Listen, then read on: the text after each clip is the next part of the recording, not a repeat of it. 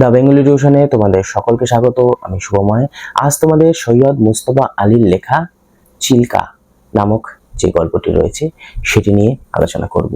প্রথমে আমরা সৈয়দ মুস্তফা আলী সম্পর্কে সামান্য দুই এক কথা জেনে নেব, তারপর চিল্কা যে গল্পটি রয়েছে সেটির লাইন ধরে ধরে আলোচনা করব এবং সবশেষে থাকবে কিছু এসএকিউ প্রশ্ন উত্তর। চলো তাহলে শুরু করছি। সৈয়দ মুস্তফা আলী বিংশ শতাব্দীর একজন খ্যাতিমান বাঙালি শিল্পী বা সাহিত্যিক। তিনি আধুনিক বাংলা সাহিত্যের একজন ঔপন্যাসিক, ছোট গল্পকার। তার পাশাপাশি অনুবাদ সাহিত্য ও রম্য রচনা লেখাতেও তিনি সাহিত্য মহলে যথেষ্ট খ্যাতি লাভ করেছিলেন। বিশেষত তার ভ্রমণ বৃত্তান্তমূলক কাহিনীগুলোর জন্যই তিনি সাহিত্য জগতে বেশি খ্যাতি অর্জন করেছিলেন। তিনি ছিলেন বহু ভাষাবিদ। তার পাণ্ডিত্য গুণ এবং সার্থক রম্য রচনাকার হিসাবে তাকে সাহিত্য জগৎ বা সাহিত্য পাঠক সর্বদা মনে রাখে।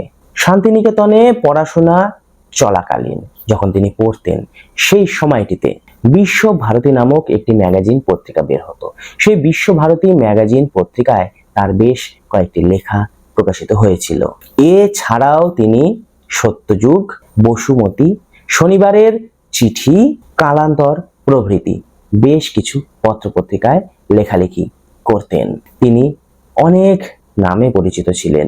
তার মধ্যে উল্লেখযোগ্য কয়েকটি নাম হলো সত্যপীর, ওমর খৈয়াম, টেকচাঁদ, রায় পিথোরা, প্রিয়দর্শী। এরকম বহু ছদ্মনামে তিনি লেখালেখি করে যেতেন। সাহিত্য জগতে তার প্রবেশ ঘটেছিল দেশে বিদেশে নামক প্রবন্ধটির মাধ্যমেই। আর এই প্রবন্ধটি তাকে সাহিত্যিক হিসাবে প্রতিষ্ঠিত করেছিল। তার কয়েকটি উল্লেখযোগ্য গল্প গ্রন্থের মধ্যে আমরা বলতে পারি দেশে বিদেশে, ময়ূরকণ্ঠী, চাচা কাহিনী, ধূপ ছায়া, চতুরঙ্গ, টুনি মেম, বড়বাবু, হিটলার, পঞ্চতন্ত্র, জলে ডাঙ্গায়, রাজা উজির প্রভৃতি উল্লেখযোগ্য। যে পঞ্চতন্ত্রের কথা বললাম ওই গ্রন্থটির নাম হলো পঞ্চতন্ত্র প্রথম। তিনি নরসিংহ দাস পুরস্কার এবং আনন্দ পুরস্কার পেয়েছিলেন। এবারে আমরা যে চিল্কা নামক গ্রন্থটি রয়েছে তোমাদের, সেই চিল্কার একটু সামান্য আলোচনা করে তারপর লাইন ধরে ধরে আলোচনায় ফিরব। চিল্কা গল্পটির উৎস হলো ধূপ ছায়া নামক গল্পগ্রন্থ। এই গল্পের প্রারম্ভেই কথক গোলাপ ফুলের প্রস্ফুটনের কথা তিনি ব্যক্ত করেছিলেন।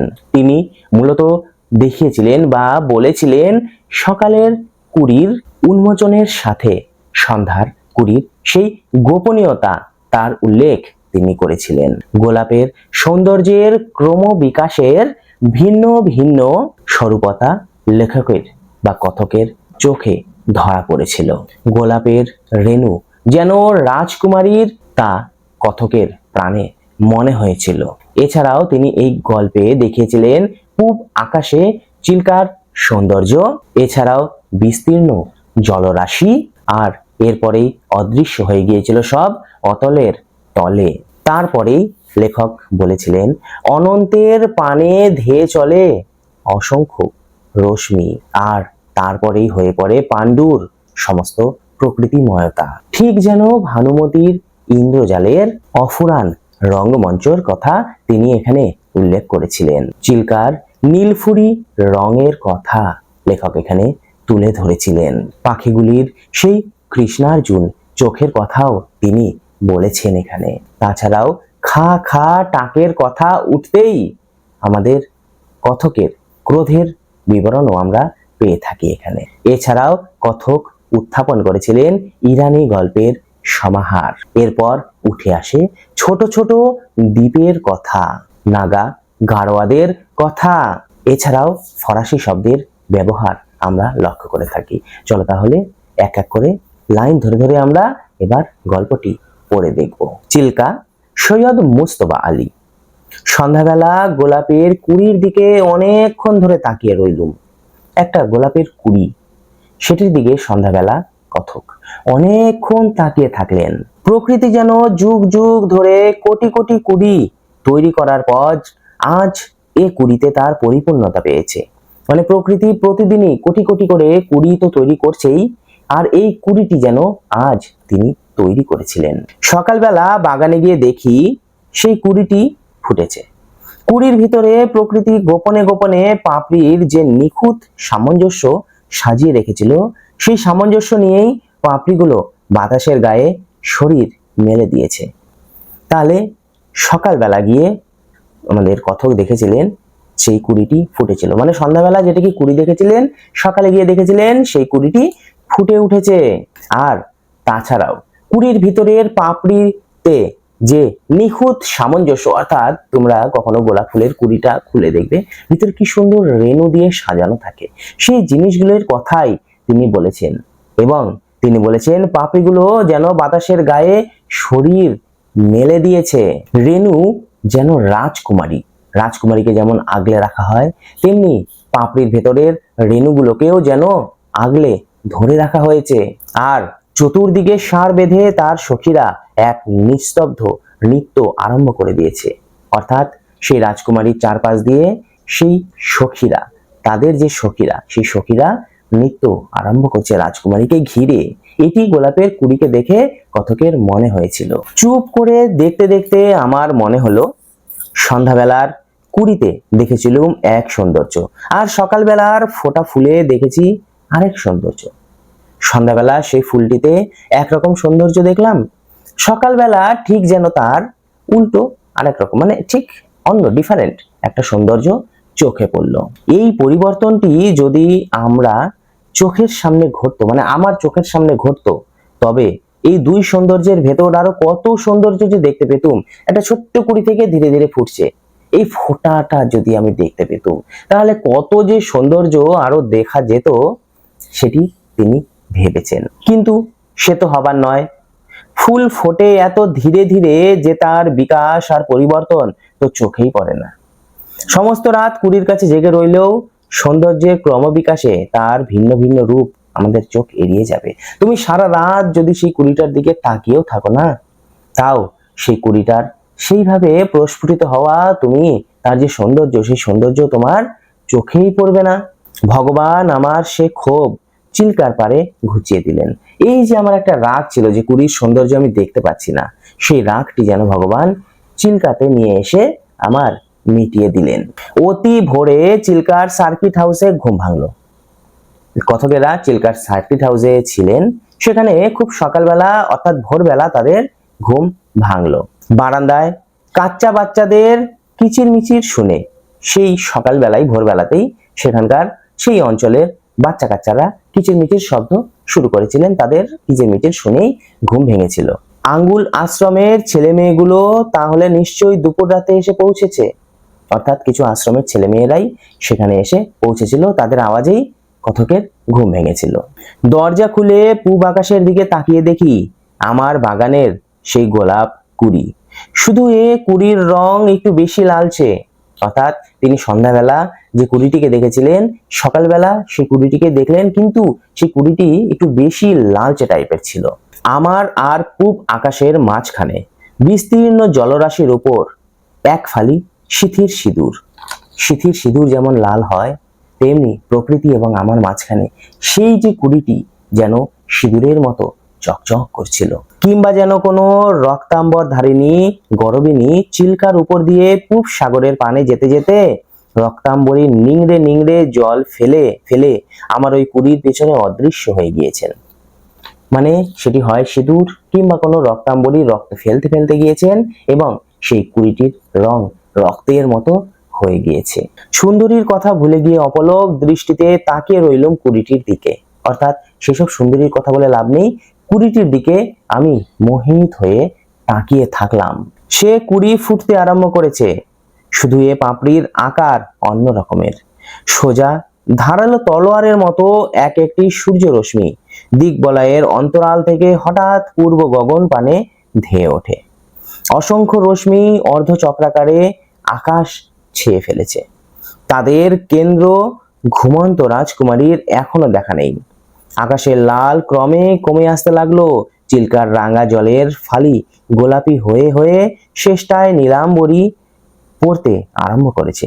অর্থাৎ সেই সুন্দরীর দিকে তো এখন আর মানে আমি তো তাকিয়ে রয়েছি, সেই সুন্দরী, যে সুন্দরীর কথা তিনি এখানে উল্লেখ করেছেন, অর্থাৎ গোলাপ ফুলের কথা। সেই গোলাপ ফুলের পাপড়িগুলো ছিল ধারালো তলোয়ারের মতো দেখতে অনেকটা। সেই পাপড়ির মাঝখানে যে রাজকুমারী শুয়ে আছে, অর্থাৎ রেনুর কথা বলেছে, তাকে এখনো আমি দেখতে পাইনি, সে ঘুমিয়েই আছে। আকাশে সূর্য সকালবেলা লাল হয়ে ওঠে, এটা আমরা সবাই দেখেছি বা জানিও। সেই লাল ধীরে ধীরে কমে আসতে লাগলো, অর্থাৎ সূর্য যখন তার তেজ বাড়িয়ে দেয় তখন সেই লাল কমে আসে এবং চিল্কার সেই জল নীল রং তখন ধীরে ধীরে হয়ে আসতে লাগলো, অর্থাৎ লাল রংটা ঘুচে যেতে লাগলো।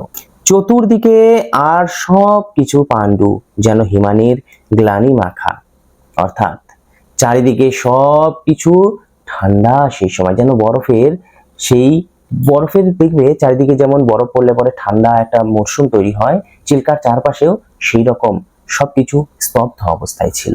সবিতা স্বপ্রকাশ হলেন। এখানে সবিতা বলতে সূর্যের কথা বলা হয়েছে। আলোতে আলোতে হিমানির সব গ্লানি ঘুচে যাচ্ছে, অর্থাৎ যে সমস্ত ঠান্ডার একটা ভাব ছিল, আলোতে সবকিছু যেন ঘুচে যাচ্ছে। পূব আকাশের দিকে ধেয়ে ওঠা সূর্য অসিরাজি সবিতা সংহরণ করে নিয়েছেন, অর্থাৎ পূব আকাশের দিকে যে সূর্য লাল হয়ে উঠেছিল, ধীরে ধীরে সেই সূর্যও যেন তলোয়ার নিয়ে ক্রমশ তার তেজ প্রকাশ করে চলেছেন। জাদুকর তার ভানুমতির ইন্দ্রজাল অদৃশ্য করে পূর্ণ মহিমায় রঙ্গমঞ্চে একা দাঁড়িয়ে রইলেন। সূর্য এখন রঙ্গমঞ্চে একা, তিনি আর কাউকে এখন তোয়াক্কা করবেন না। তাই বলেছেন যে জাদুকর যে সমস্ত জাদু যারা দেখায়, তার ভানুমতির ইন্দ্রজাল, যে সমস্ত ইন্দ্রজাল ছিল সেগুলোকে সবগুলোকে ঘুচিয়ে দিয়ে সে একাই দাঁড়িয়ে থাকলো।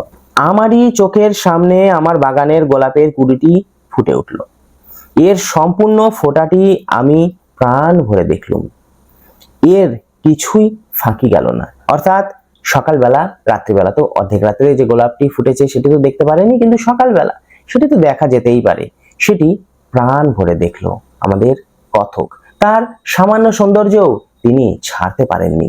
কিন্তু এ ফোঁটা গোলাপের ফোঁটার চেয়ে কত কত লক্ষ গুণে গম্ভীর, এর ব্যাপ্তি বিশ্ব চরাচর ছড়িয়ে এবং হয়তো ছাড়িয়ে। মানে এই যে গোলাপ ফোঁটার যে সৌন্দর্য, এই সৌন্দর্যটা বিশ্বের অন্যান্য সৌন্দর্যের থেকেও আরো বেশি গম্ভীর এবং সুন্দর। আমার মনে আর কোনো ক্ষোভ রইল না। এই যে আমি রাত্রিবেলা যে দেখতে পারলাম না সেই সৌন্দর্যটা, সেটা আমি সকালবেলা দেখলাম। অতএব আমার মনে যে ক্ষোভ, দুঃখ, রাগ এগুলি থাকলো না। আলো ফুটেছে, কিন্তু জলে, বাতাসে, ডাঙ্গায়, আকাশে এখনো যেন কি এক আবেশ জড়ানো। আলো ফুটছে, সূর্যের আলো, কিন্তু তবুও জলে, আকাশে, বাতাসে একটা আবেশ, একটা সুন্দর মোহ জড়ানো ছিল। চিল্কার জল কেমন যেন একটা নীলফুরি রং মেখে গিয়েছে। দেখবে সমুদ্রের জল, এটা তো চিল্কাতে একটা হ্রদ, কিন্তু সমুদ্রের জল সাধারণত আমরা যে ক্যামেরায় দেখি বা মুভি টুভিতে দেখি নীল রং, সেই নীলফুরি রং যেন চিল্কার সেই রংটি ধারণ করেছিল। এ রং সমুদ্রের জল চেনে না, দেশের বিলে, বিদেশের ব্লু ডান ওয়েবেও নীলের এ আভাস আমি কখনো দেখিনি। সমুদ্রের জল চিল্কা চেনে না, চিল্কা শুধু নিজের রংকেই চেনে, অর্থাৎ তার যে নীলফুরি রং, সেই রংকেই সে প্রকাশ করতেই ব্যস্ত। আর কথক অনেক জায়গা তো ঘুরেছেন, তিনি এরকম রং অন্য কোথাও দেখেননি।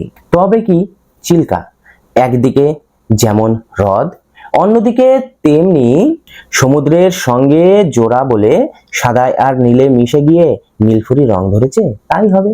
তো চিল্কা তো একদিকে হ্রদ ছিল, অন্যদিকে সমুদ্রের সাথে খানিকটা নিজেকে মেশাতে গিয়ে নীলফুরি রং ধারণ করেছিল, এটা লেখক মনে করেছিলেন।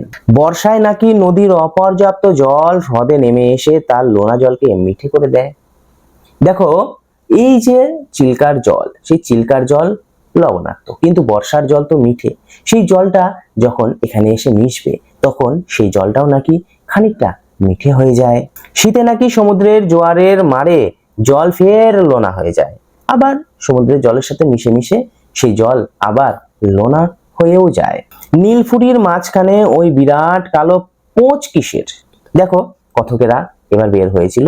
এই নীলফুরি জলটির মাঝখানে একটি কালো পোচের মতো, ডিমের দেখবে পোচ করলে যেমন মিডলে একটা হলুদ অংশ থাকে, সেরকম একটি কালো অংশ তিনি লক্ষ্য করেছিলেন।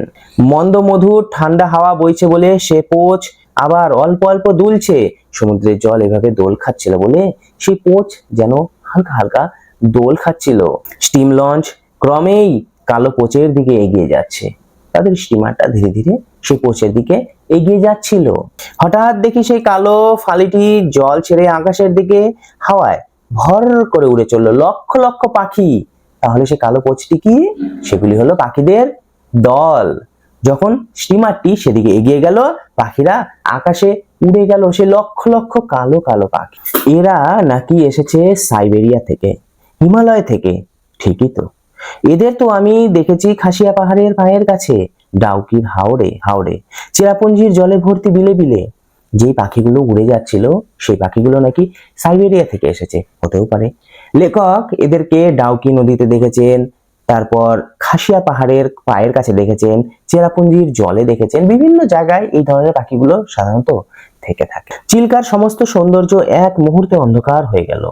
হৃৎপিণ্ডটা কে যেন শক্ত হাতে মুচড়ে দিল। বুক থেকে কি যেন একটা উঠে এসে গলাটাকে বন্ধ করে দিল। আর যেন ঢোক গিলতে পারছি নে। সেই যে পাখিগুলো উঠে গেল না, অন্ধকার করে দিল চারিদিকটা, অর্থাৎ কালো হয়ে গেল। তার হৃৎপিণ্ডটা কেউ যেন মুচড়ে দিল, আর যেন সে ঢোক গিলতে পারছিল না। মাথাটার উপরকার আকাশ ছেয়ে ফেলে শুভ্র মল্লিকার পাপড়ি ছড়ালো কে? পাপড়িগুলো অতি ধীরে ধীরে কেঁপে কেঁপে এদিক ওদিক হয়ে হয়ে জলের দিকে নেমে আসছে। বিলেতের বরফ বর্ষণের এর কাছে হার মানে। অর্থাৎ মাথার উপরকার যে আকাশ, সেই আকাশটি কেউ যেন শুভ্র মল্লিকার পাপড়ি ছড়িয়ে দিয়েছিল। আর সেই পাপড়িগুলো ধীরে ধীরে যেন কেঁপে কেঁপে সেই জলের দিকে আবার নেমে আসছিল। হিমালয়ের সেই বরফ পড়া স্নোফলও যেন এর কাছে হার মেনে যায়। দেখো একটা কথা বলি, এই যে চিল্কা, এটি অনেক বড়, তো একটা ভিডিওতে শেষ করছি না, এর আরেকটি পার্ট আমরা তৈরি করব। সেই পার্টের মধ্যে আমরা বাকি অংশটা পড়ব এবং তারপরে এসএকিউ প্রশ্নোত্তর জুড়ে দেব। দেখো, বড় ভিডিও বানালে তোমাদেরও একটা এনার্জি থাকে না এতটা দেখার, তাই ভাবলাম এটিকে দুই অংশে আমরা তৈরি করব। তাহলে আজকে এই অংশটি পর্যন্ত আমরা রাখলাম এবং আগামীতে মানে কালকেই দেখবে আপলোড দেব। সেই আপলোডে আমরা পরবর্তী অংশটা পড়ব এবং এসএকিউ প্রশ্নোত্তর সেখানে থাকবে। আজ তাহলে এই পর্যন্তই।